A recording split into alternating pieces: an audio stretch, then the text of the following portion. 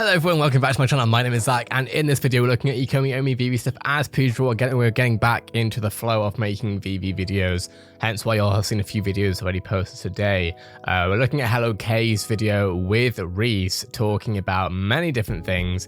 Right now we're about to jump into some of the marketing end of things regarding influencer marketing, R&Cpmk, which is the marketing firm, the PR firm that VeVe has, or Ecomi has essentially hired, doing a partnership with, etc.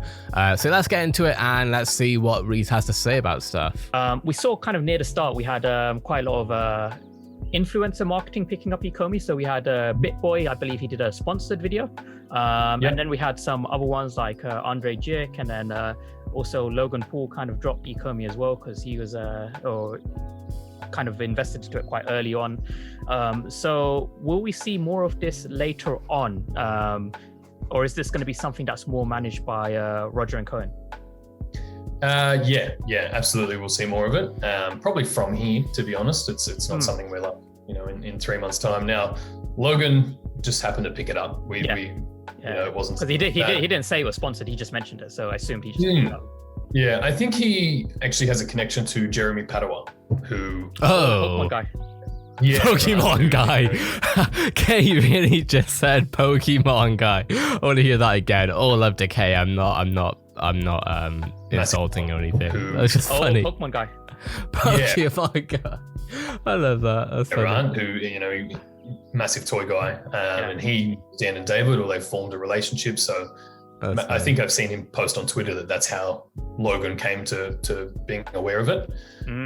Andre, I have no idea where he came from. Even BitBoy, I don't know who sponsored that video, but awesome. Yeah. Thanks to whoever did. Someone did. Andre might have gotten it through Logan Paul, because they do this podcast thing called, I think it's like Millennial Money or something. And it's like all of them kind of just chat about investments. And I think Omi was like initially mentioned in there.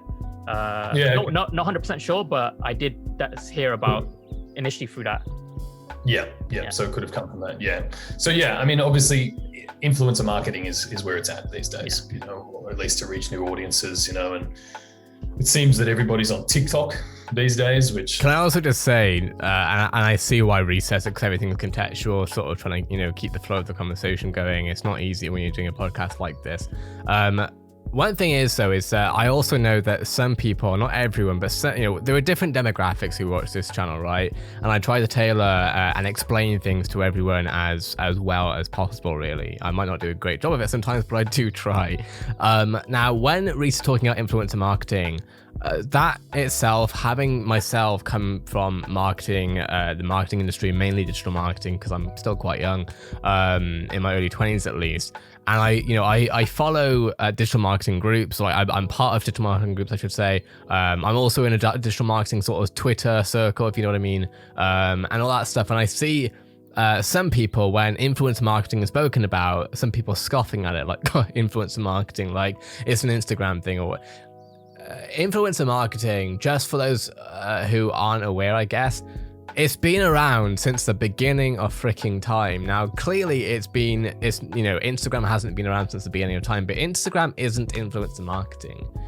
It's just not. It's a form of influencer marketing. It's a part of the whole ecosystem that we currently see of influencer marketing. But influencer marketing has been going on since anyone, anywhere was promoting anything. Let's talk about TV hosts, for example. When a TV personality is talking about a product, they're an influencer. That is influencer marketing. TikTok obviously came out a few years ago or whatever, and it's done really well in the past 3 roughly years. It was obviously doing well as Musically, and then it was taken over, I guess, by ByteDance for TikTok. But the point here is that, influencer marketing is huge, and it's going to be on YouTube. It's going to be on TV most likely, on cable, I guess. I'm assuming that we'll see it on, we may even see it on Disney Plus stuff, regarding Disney Plus at least advertising that stuff. That's a bit different to being an influencer, because that's more of a brand marketing thing.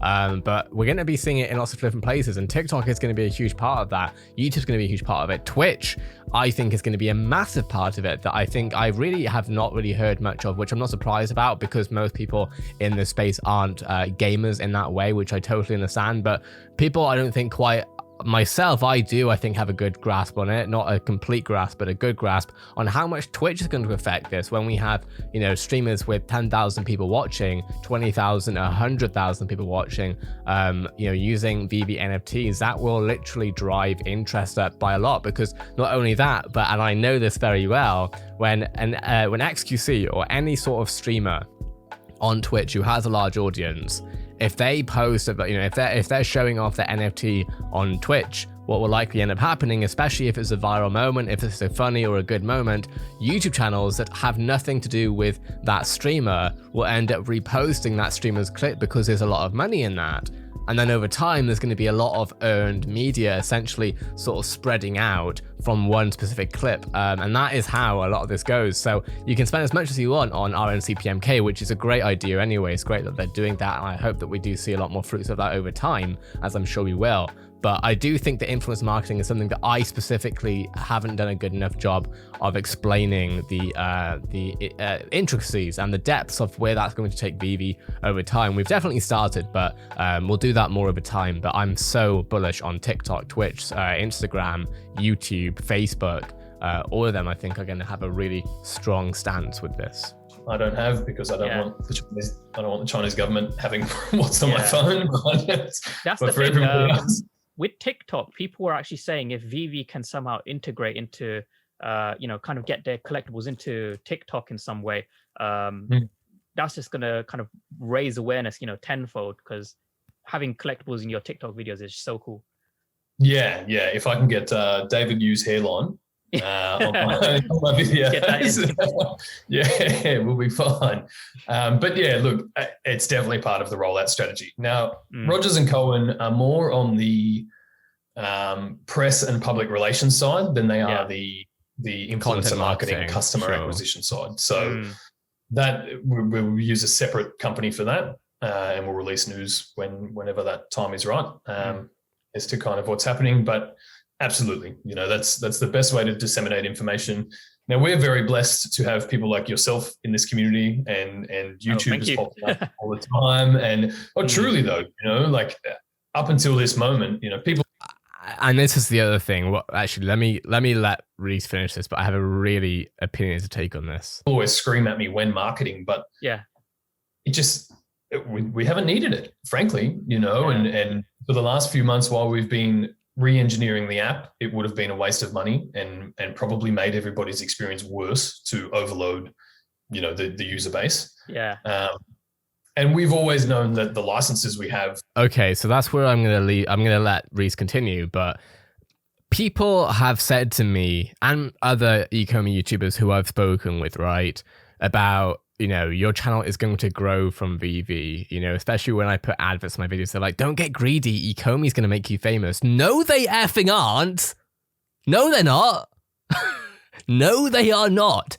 We make each other famous. Let me be very clear. Yes, Ecomi is bigger than my channel specifically, right? But the whole thing here is totally mutual. I make videos about VeVe, and y'all watching this get more and more and more engaged with every VeVe video you watch, whether it's me, whether it's Cavell, whether it's Hello K, whether it's Poor Man Printing or anyone else. Influencer marketing has already started because YouTube, the whole YouTube community has already started with VeVe. We are promoting VeVe. Yes, we will also grow from VeVe, and I am incredibly grateful for that. But I will never sort of accept the point that I am growing from VeVe. No, I'm growing, well, very slowly at the moment because I haven't been posting as much, but I'm growing through talking about stuff that y'all want to know about.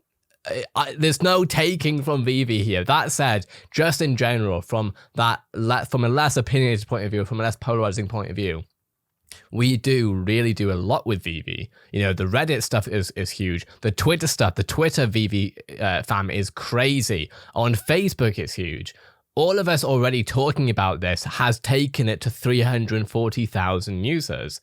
Now, once we see, obviously, influencer marketing done in a different way where it's not crypto YouTubers essentially talking about this, that's of course when we're going to see a lot more growth, honestly. But we're in a good place right now. Like he's just said, like, we haven't been doing anything because y'all are doing it for it. He literally basically just said that, right? He basically just said, look, the YouTubers are the ones that are essentially rising this. Obviously, they develop the product, right? And no one else does it as well as Ecomi and VeVe does, as far as I'm concerned. But yes, from a YouTuber's perspective, we do 1,000% build this community. I'm not just talking about myself, to be very clear. I'm one part of a very larger machine when it comes to the YouTuber thing, but it's still going on. And I definitely don't accept anyone telling any Ecomi YouTuber that they should be grateful because they're growing from Ecomi. We can be grateful to Ecomi, but let's not get it twisted as far as the relationship is concerned. Anyway, I just wanted to put that out there. Are going to bring their own audiences, right? Now, we've just seen how far and wide the Marvel news has been. And actually, let me go further with that. Both myself and Cavell and I we were friends well before. I was friends with Val years before he ever invested into any crypto, I'm pretty sure, right? Like 6 years ago, roughly. Now, I don't know, to be fair, what he was investing in at that time, but I don't think we never spoke about it, right? We never spoke about any of this stuff. Having said that, right, Val himself has hundreds of thousands of subscribers. I have 100,000 subscribers over social. We know how to grow. We've already made our bag before making our channels, right? We're not relying, we don't need VeVe. It definitely makes us more money. Like Val's making money off his channel. I'm making money off my channel, of course. Hence why you see the adverts. But we know how to do this, and we know how to build the products that we're talking about. You know, myself, I run pages and YouTube channels where I've done hundreds of millions of views. I've made a good amount from simply, you know, creator codes from Fortnite and like, you know, different things going on with the games and work with these publishers. I work with Riot Games and all these different companies because I know how to build these communities and nurture them, engage with them. And that's what Val does as well with his channels, not just Ecomi. So we definitely know what we're doing. Like, we want to see this grow. We are going to grow Ecomi and VeVe, as well as, of course, the team that's actually working on it internally. We are the external, essentially, marketers for it. Pushed on their site, right? And if you consider that, right, Ron English, he advertised on his socials. Simone Legno for Tokidoki advertised on his socials. So every brand and license, you know, there's press releases to go out, there's press spots that could happen. Yeah. All of that news dissemination to the point where, especially now with Marvel, people are watching what we're doing, you know, and so any release that does get mentioned or goes out, I'm expecting to bring more eyeballs to the space and spread further and further, right? And we actually just spoke about this, right, recently on this channel, and we're going to have a look at it really quickly. We looked at already, I think it's already up by now. I posted this talking about how Games Radar has reported on the Marvel NFT collaboration with VeVe, right? Now, Games Radar is a mainstream gamers website, right? Any gamer generally, not every, but many gamers at least, many millions of gamers, to be very clear, because I know stats matter with crypto people and stuff. Many people have been using Games Radar. It's a legacy website. The fact that they are reporting on this is because they know that their demo will be interested in this sort of thing. It's as simple as that. When they do things with these companies, it goes huge. And what I'm obviously excited for is now that we have Marvel, we basically have Disney, right? Disney owns Marvel, so they've clearly got a relationship with a Disney property at the very least. Once, of course, we see VeVe NFTs potentially even being marketed in Disney Plus, for example, where we know they have roughly 100 million subscribers, I believe, at least. That is absolutely huge, right? All we need is 1% of Disney Plus subscribers to subscribe, and we already had that point. We'll have roughly about 1.3 million users on VeVe. That would be huge, and that's 1% of one fandom. So yeah, huge stuff, friends, huge stuff. Because we're the only guys doing it. You know, we're the only one with these kind of licenses. So Rogers and Cohen absolutely help with those kind of things. Yeah. Getting us into the press and into the mainstream. News spots and things like that with Dan and David. And then the marketing campaigns will start, I mean, really when we need them, I guess. If we exhaust the audience and the user base, you know, if we slow growth and things like that, that's when I would expect to start seeing a more holistic marketing rollout. But we also have, that's just on the VeVe side, right? And then we will be running campaigns on the crypto side to bring people to the token. Fantastic. Loads of people have been asking me about that. They keep saying, you know, This is good for VeVe, like, the Marvel stuff, but they're genuinely, like, a lot of people, obviously, because I talk to you guys, I stay really well connected in the community. I'm like kind of, I'm okay with everything that's happening, but there are people who, put in maybe quite a lot of money near all-time high prices, and they're just worried that Ecomi isn't like focusing very much on the token. I mean, we know it's coming, like it has its own time to kind of happen, but that it's good to know that Omi token's going to kind of get marketing as well. Because I know that Google, for example, they recently relaxed their advertising regulations for cryptocurrencies. So I think if you get registered with FinCEN, you can advertise cryptos to, like, within certain extents. So I think that's going to be huge for the US, because that's literally where we just start raising awareness. Yeah, and look, we've always maintained, like, without VeVe, there is no token, right? That's what it was before. So that had to take priority. The way we've dealt with it had to take priority. But going back to what we mentioned earlier with compliance, because we are a fully compliant company, and we've figured out the ways to dance that dance with the token and the product and all of that, it does give us that opportunity to begin marketing that. Now, obviously, in the crypto world, that comes with exchanges to you build your awareness in the crypto sphere with those kind of marketing campaigns, whether it's trading competitions or anything like that. The more people see the VeVe name and dive in and figure out the token that's backing it, the more that comes in. Now, obviously, the number one priority for that was to release that article that I just released to bring all of our token information back into place, which I guess people have probably figured out. We dropped that, then Marvel came out. It was very had to be structured that way to try and put it into people's awareness. But yeah, we definitely have some influencer marketing going out to bring people up to speed on how the token interacts with the app, the value propositions of holding it, compounded by the fact that over time selling products on the app makes the token more scarce, right? So anyone who goes far enough to realize that, I hope, figures out the value proposition of the token anyway.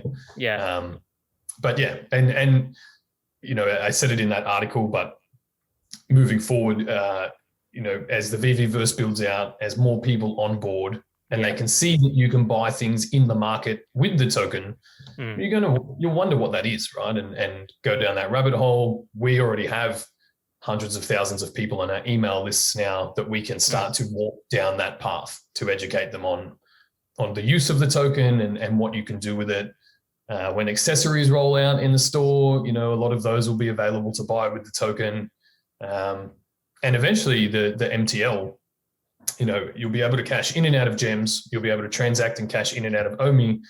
But the longer term intention there is that if I'm a non-crypto user and I see something listed in the market in OMI, but I really want it, well, I can buy that anyway, and the MTL will facilitate the purchase of the token. So I can pay with fiat. It will actually buy the token from the exchange, give me the collectible, and then burn the token or whatever, So it continues to become more integrated as we move forward, and more in people's awareness. Awesome. Well, we're coming up to 20 minutes. We've spoken a lot about the marketing end of things. Obviously, we've gone into talking more about the marketing of the token itself and then going over some other parts there. But I think I've made the point that I wanted to make kind of clearer, really, with the marketing overall, or at least part of the marketing overall. Honestly, I think with what my process is on a daily basis of like my general marketing process of having to, I make YouTube videos for a living, not on this channel. This channel is just side income, right? I mean, it pays, but it's side income to me at least. My job is generally has been for the past 4 or 5 years at this point. I don't know how long it's been actually, but because I only came out of school like 5 years ago. But it's generally been building communities, getting many millions of views, hundreds. Let me be very clear, of millions of views. Probably at this point we'll be approaching 1 billion views at some point overall.